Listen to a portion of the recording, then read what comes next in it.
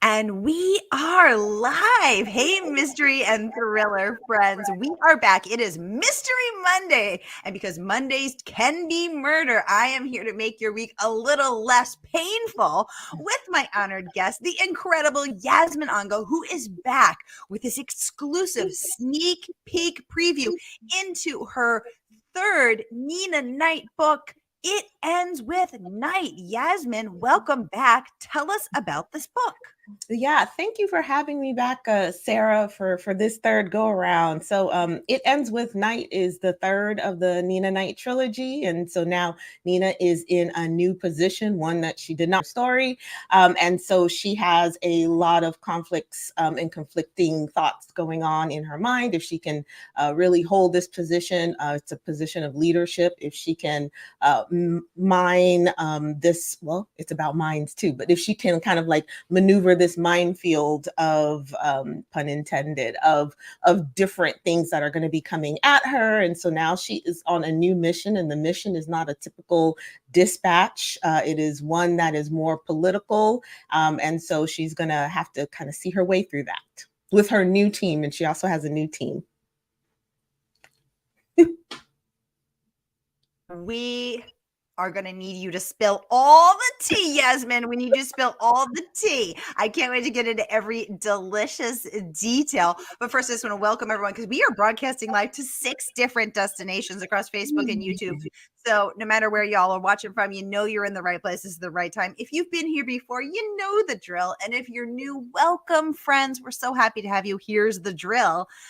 If you have any questions for Yasmin about her Nena Knight series, about what she's working on next, she's going to give us a little tiny taste. Just the questions going in the comments. I'll get them right over to you. They are already streaming in. Oh, hey, Kelly Garrett has joined the chat. Ooh, it's my girl Kelly.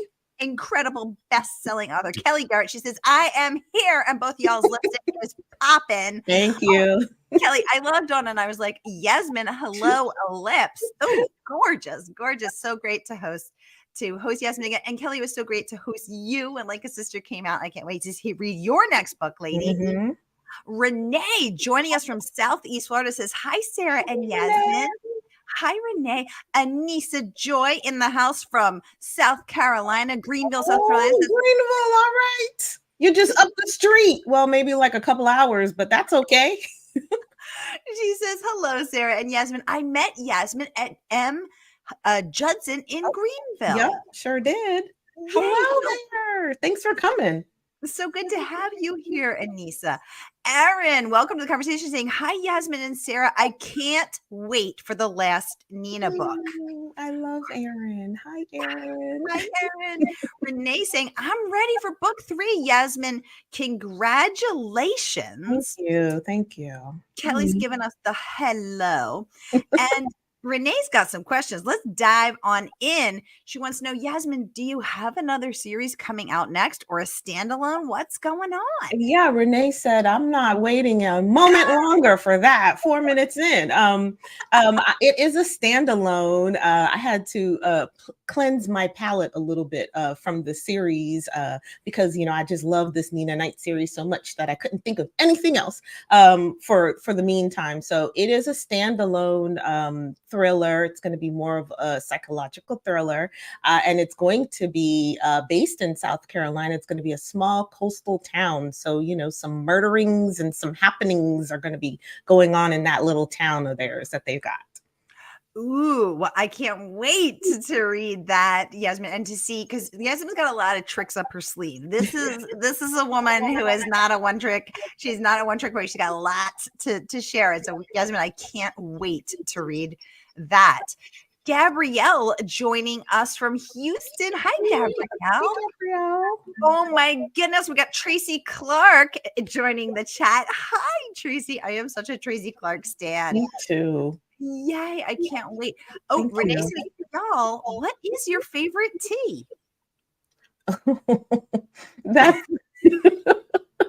a good question. Wait, do we mean like literal tea, or do you mean like, you know what, Yasmin, let's take it both ways. So first, are you drink tea, you coffee girl, you tea girl?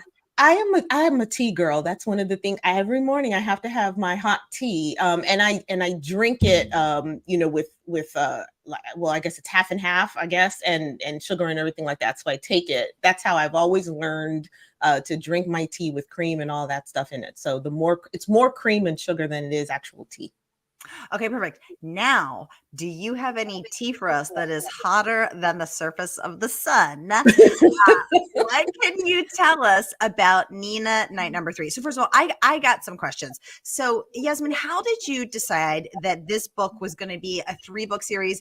And I love Nena. I just have a feeling, will she come back? Because I feel like she will, but maybe that's just me manifesting it because I love Nena. Yeah, no, that's not you just manifesting, because I love Nena too, and I just can't let it end.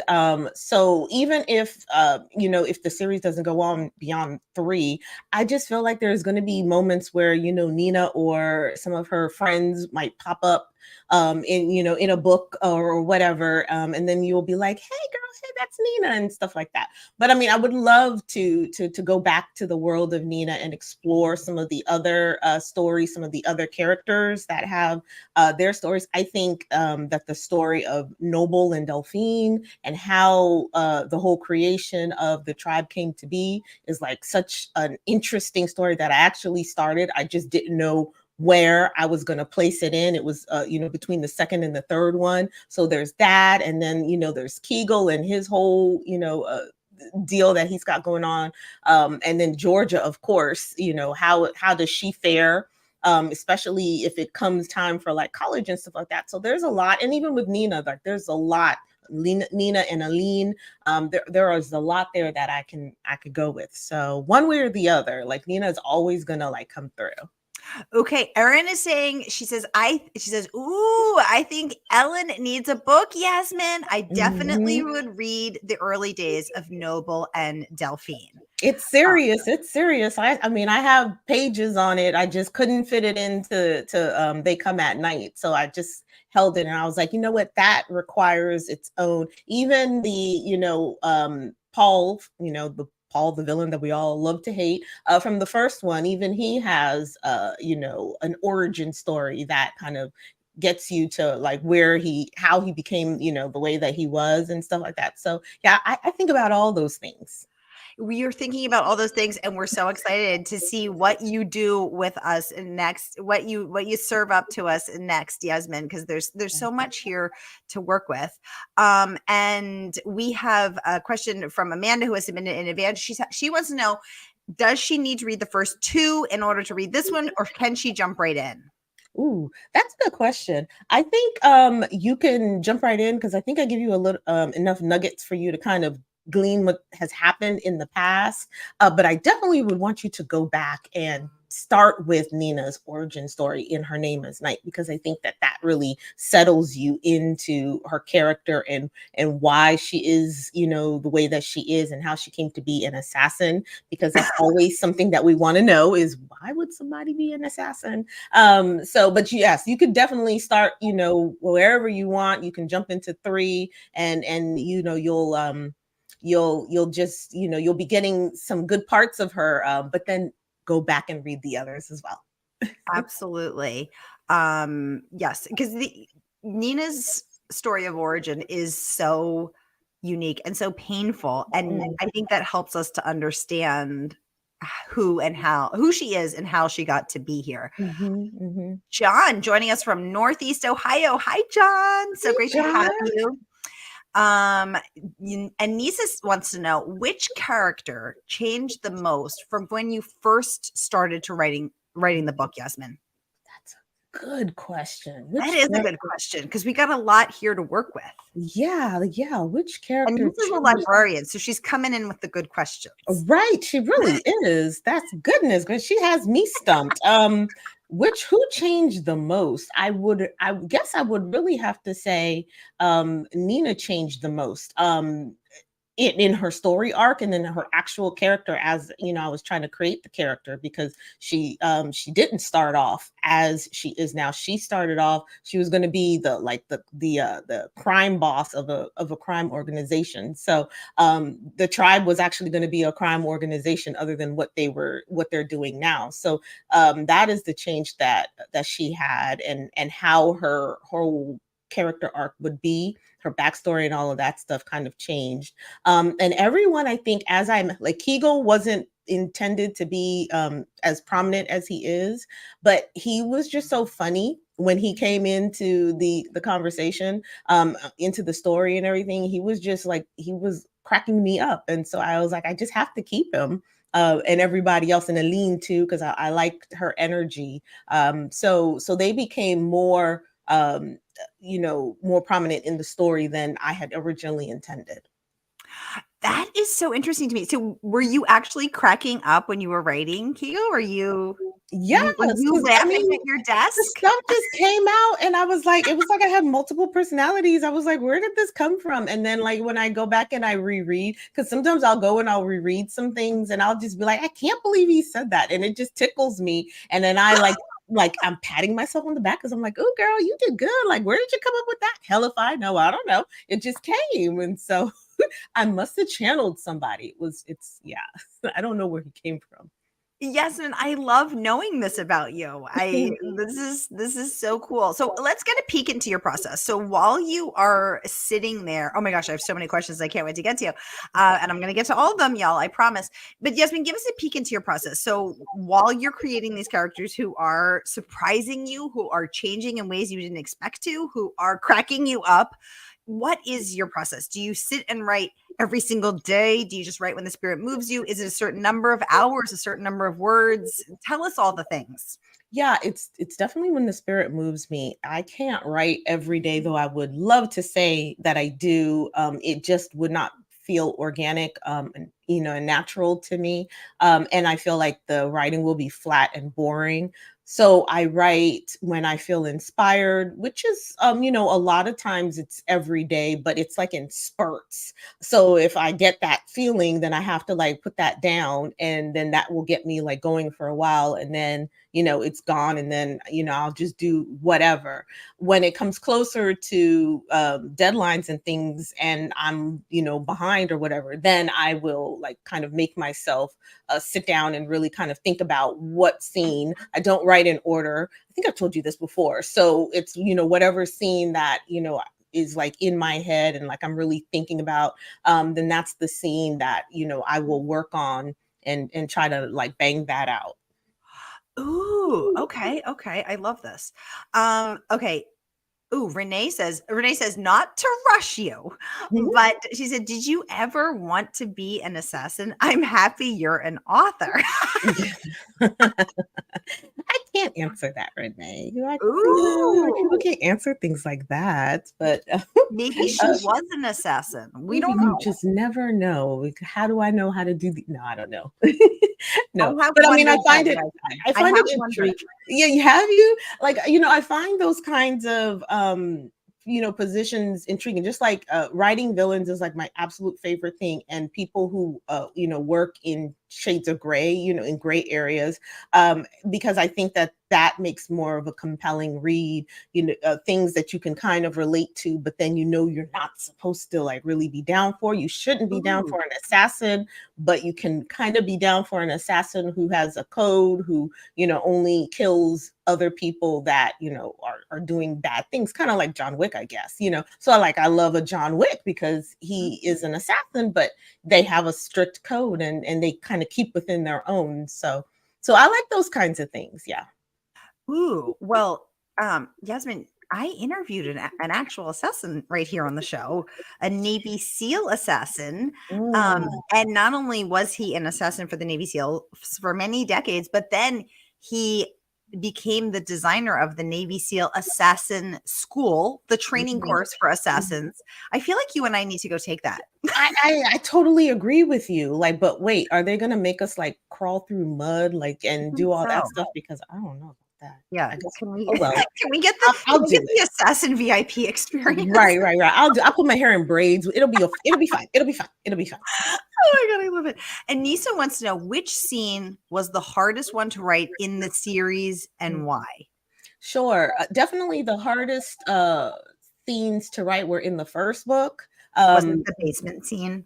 The basement scene wasn't as bad as, because by then, I knew like she was about to get her like true, comeuppance or whatever. But it was the village scenes when she, Yep. lost her father and her siblings. Spoiler alert, sorry for those, but you should still go back and read it. And when she was harmed, right? Those were the hardest scenes for me to write, because I really had to think about how I wanted to write it, how I was going to present it in a way that, was respectful enough, but then was also true to the scene and true to the character. So that took a lot of thinking. And then it took a lot of going back and rereading and like just doing a lot of soul searching to make sure that it wasn't gratuitous and stuff like that. So any of those situations, even when I'm like, killing whomever in a book, I'm thinking about, how do I make it this way where it doesn't seem like it's like gratuitous, but it really kind of like grabs you and you're just like, clutch your pearls, and if you're down, clutch your pearls and stuff like that. So yeah, Well, but those were the hardest scenes. I was clutching. I think about you all the time, Yasmin, because one of the things you said when I interviewed you at Thriller Fest last year was that you had found, one of the things that surprised you was that you had found that thriller writers are the nicest people who kill people on the page. And I think about that and it cracks me up all the time. Yes. So I absolutely love that. So since we have Tracy Clark in the audience, let's take a peek at the amazing words of praise that Tracy Clark had to share about It Ends with Night. So I'm going to pop this up so we can all read it together because I absolutely loved this. And she said, I'm just getting it up here. She said, Yasmin Angoe returns with both barrels blazing in It Ends with Night. Nena Knight is such a well-crafted character, and Angoe's writing is an absolute joy. You need some pretty strong writer mojo to get readers to root for an assassin, and Angoe pulls it off. I truly hope It Ends with Night is not the end of this wonderful series. Me too, Tracy Clark. And Tracy is, of course, the best-selling author and winner of the Sue Grafton Memorial Award. Now, Yasmin, I have always cheered for Nena Knight, and I cheer for her, I think, because I know from book one what she's gone through to become who she is. How do you craft a character? Like, that's what resonates with me. But how did you, as the creator of Nena Knight and the creator of this entire world, how did you get us to root for her? Did you ever worry that we wouldn't because she is an assassin? Well, that was my initial, so that was the challenge that I gave to myself. And it's a challenge that I always give to myself in any of the books when it comes to Nena, or it comes to, who's going to be her foe or whatever. Like, what is it that I really want the reader to get from them, and how do I get the reader to hate them if they're supposed to be hated, but then also they have a reasoning for the most part that you can kind of be like, yeah, that kind of makes sense or whatever. So I take a long time with my characters, thinking about who they are and what it is that they really want, their motivation, what drives them. What is their way of thinking that is screwed or not. With Nena, I loved her from the very beginning, even if she was going to become a crime boss, because she was going to be this woman in this powerful position that you never see women in, really. And that was what I led with, and all that other stuff came after the fact. Like, she's in this position, but most people might not choose this position. So why would she choose this position? And what has happened to her? Because I know her character, what would drive her to the point where, she's okay with this job of mine of killing people for assignment, So So those are the thoughts that I came up that I had as I was writing her. And honestly, it was just a fluid thing how she is, right? It wasn't very, very purposeful. And I knew that if I could kind of understand why she does some of the things that she does, why any of them could, then the reader would get that as well through the writing and be able to vie for her when they know that they shouldn't, with an assassin. And I definitely had to give her a code, because I want her not necessarily to be likable, but Ooh. to be someone who's understandable in a way. Yeah. Oh, I love that you sat down and thought, okay, she needs a code of conduct, of honor, of a rule playbook, because she's playing a game of life Mhm. that none of us are. So I love Right. that you had that conscious intention. That's so cool to know. Yeah. Renee is saying, Tracy, those are such incredible words about Yasmin's work. They really are, Mhm. Tracy. And I love how she honed in on joy, that Mhm. she said that your words are a joy to read, because they truly are. And that's so beautiful that that you honed in on that, Tracy. And Renee, is resonating with you as well. Renee wants to know, Yasmin, so since you've just shared that you start with your characters and you spend so much time developing them. Mhm. Renee wants to know, what helps you to think about your characters or scenes in the best manner? Like, is Mhm. it doodling? Is it walking? Is it listening to music, playing sports, meditating, yoga, dreams? This is such a great question. Yeah, that is a great question. Mostly it's music. I have like a soundtrack for, each of the books. And I have like, a certain like theme song or whatever for certain characters, for certain scenes, the whatever song that I feel like really kind of shows the feeling of that scene, then I have that. I think Nena and Court, her love interest, they even have a song that I think I put it in the first book. But like that's the song that I always play when I know that they're about to be together, and what kind of vibe that they're going to have or whatever. When Nina is about to get to work and like do her stuff, I think I might have put it. I did have it in a draft, but like she'll pop in her earbuds and she's listening to Drake's nonstop because she's going and doing all this other stuff and it amps her up. So it's mostly music that gets me thinking of certain characters. I could be listening to anything and I'll be like, oh, that song reminds me of, that song sounds best like, and then, I'll Shazam it and then pull it up on my Apple. Sometimes I could be, watching something and I'm like, huh, that's similar. That sounds, or that looks like something of a character of mine. And that kind of gets me to thinking about other aspects of my character. So it really comes from everything, not yoga or sports, because I am allergic to exercise. I let everybody know that. So never yoga, never sports. Oh my gosh, I love it. I love it. And I like that. And it's so true, because when you listen to, when you're listen to a certain piece of music, it makes you feel a certain way. Mhm. And I remember I was a Scandal stan. I loved me some Scandal, and anytime there was this piece of music that you knew that Kerry Washington was, and you knew it was going to be a romantic scene with her and the president, and it's so true. And it was, as soon as you heard the first strains of that music, You're like, they're about to get it on. All right, we getting it's ready. exactly. Let's get it on. All right, y'all. Yasmin is here with us tonight, giving us the sneak peek 1 week before the book drops. So you can pre-order from our favorite woman-owned independent bookstore. That is, of course, Murder by the Book, y'all. So pre-order now. We are team pre-order. And no matter where you are watching from, you can click and order this link right here and grab your copy of It Ends with Night.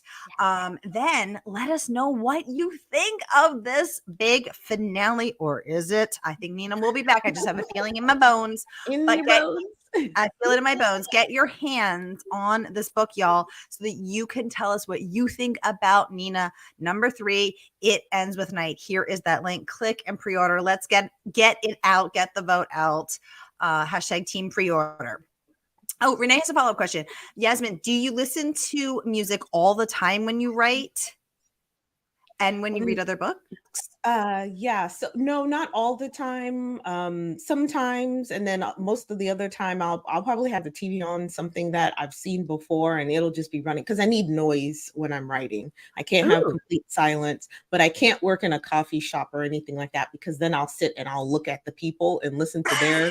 I'll be like ear hustling on their conversations. So I'm not a writer who can do anything in the coffee shop except drink coffee or tea actually, and eat the food and eavesdrop on other people.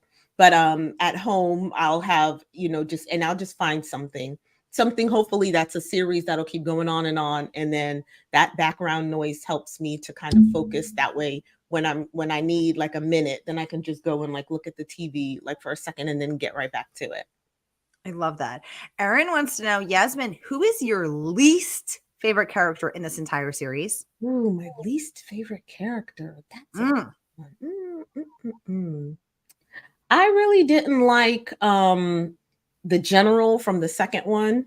Yeah, I didn't like him very much at all. And then there's someone in this third one that comes that she encounters, that Nena encounters, and his name is Francis. And so I don't like him so much either. Like he's not a great guy. He's a jerk. Yasmin, Anissa wants to know, which scene was the hardest one to write? Oh, we got to this one. Okay, we got to that one. That would be the scene in the villages. Renee wants to come with us to assassin camp.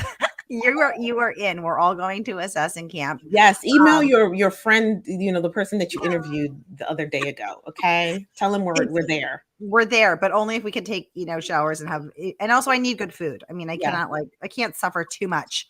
Yeah. Jennifer, welcome to the conversation. She's saying it's such a pleasure to meet you, Yasmin. We're so happy you're here, Jennifer. I want to get to some more of this amazing praise. Kirkus Reviews says, look out, watch your back, Liam Neeson. This Avenger is tough.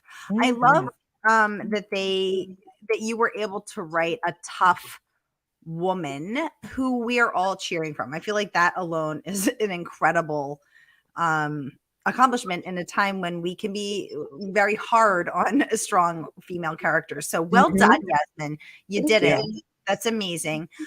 Gregg Hurwitz had some words of praise as well. Let's take a peek at those. The incredible Gregg Hurwitz, who is the bestselling author of the Orphan X series. He says, Nena Knight can cover Orphan X's 6 o'clock any day.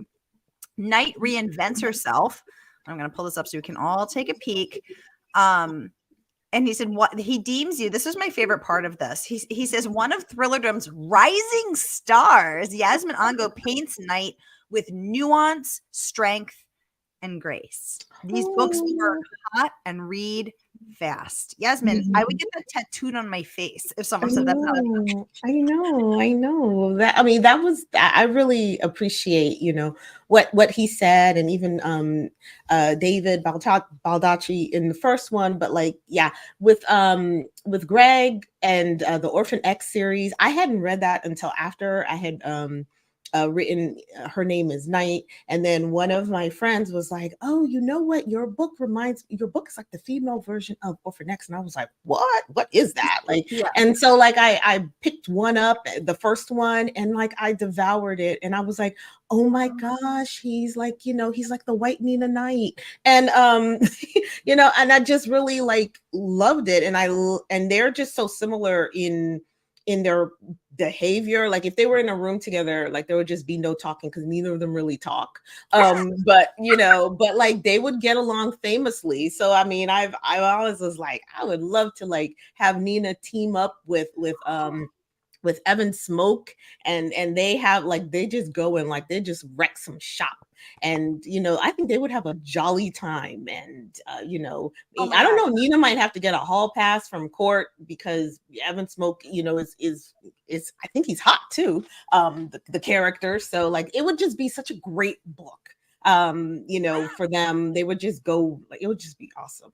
I am here for Killer men versions. with That's killer funny. versions of Barbie and Ken. Heck yes, I am Yes. signing up for that. I would have a jolly time just eating my popcorn and Yes. reading that. Oh my God, yes. That would be amazing. Yeah, that would be a wild ride for sure, I think. I'm here for the wild ride. I am here for the wild ride. We have another question. I got to get to this because I'm dying to know. Yasmin, have you been approached for a TV series or movies yet? Because my God, you have to be. This is so cinematic. Yeah, well, that that was back a couple years ago. I was, and so it's been optioned, and they're been working on the script and everything, and now with the strike and everything, so, things have just stopped in Hollywood. So there's no new news that I have other than they have a working script, and hopefully they'll go forth and sell it. And Yasmin, who would you see in that role? Who is your Nena? Oh gosh, there's who is like, what? Like every like really like beautiful, strong Black woman that I see, I'm just like, she could be Nena and she could be Nena. So like I can't even like say who I would want. I know who I would want to be Paul. Who's Paul? Paul is Idris Elba, of course. Oh God, yes, Idris. Yes, and that's who I imagined when I was writing him, because Paul is a beautiful monster, and so he's a good-looking man who has a really like crappy heart. And so I thought, that who is the best good-looking man who would be able to play like a bad guy to perfection? Like you just can't, you're always like trying to figure out, how can I like this guy because he's so beautiful, but then he acts so horribly. There's those those making the reader have conflicts, right? And so yeah, so definitely him. And for Nena, like one person that, like, I don't know her name, but I really liked, I don't know if you saw, I think it's The Sandman on Netflix, the series. And there's an actress who played, I think her character was called Black or whatever, but she played Death. And I thought that she was awesome. I thought that she would be like a great Nena if they, I don't know her name though. I should have looked it up so that I could sound really intelligent and tell you her name. But she was just my crush of the moment. So like I've got many Nenas. And can we just also, while we're at it, find a role somewhere in here for Regé-Jean Page, just because we need that kind of eye candy. I mean, let's just find him a role too, okay? Yeah, you know what? Funny thing is, someone actually floated his name when I was talking to like the producers and stuff, and they were like, they floated him for Court, I think. And I was like, really? I didn't for Court, I actually thought like Aldous Hodge. But I said, but hey, Regé, he is perfect for that. I mean, yes, he could. Yeah, absolutely, he could. Find this man a role, Yasmin. Let him play Court. Let him play anyone. Let him play any role he wants to play. Sure, come on through. Come on through. Oh my gosh. Yasmin Angoe, thank you so much. You're getting so many hearts up on Facebook. Thank you all for all the hearts. It's so wonderful to see. Y'all, you know what to do. We are hashtag team pre-order. Let's get the pre-orders going. The book drops next week, and you can pre-order your copy tonight from our woman-owned independent bookstore. Let's go. Facebook or YouTube, no matter where y'all are watching from. Here is that link. Let's get it going. Get your hands on Nena Knight, number 3. It ends with night. Yasmin Angoe, thank you so much for coming back and giving us the scoop. It has been such a pleasure to host you for 3 books running, 3 years running, and I cannot wait to welcome you back for your standalone psychological thriller. Robin, welcome to the conversation. You are not too late. You can always rewatch. Let us know in the comments. We'll come back and answer. Just tag us. Let us know. Thank you for all the hearts and love, y'all. Thank you for being with us. That is a wrap. I'll be back at the top of the hour with Kara Rudis. Go get yourself a snack, get a drink. Come on back. Yasmin Angoe, thank you so much. Thank you for having me. Thank y'all.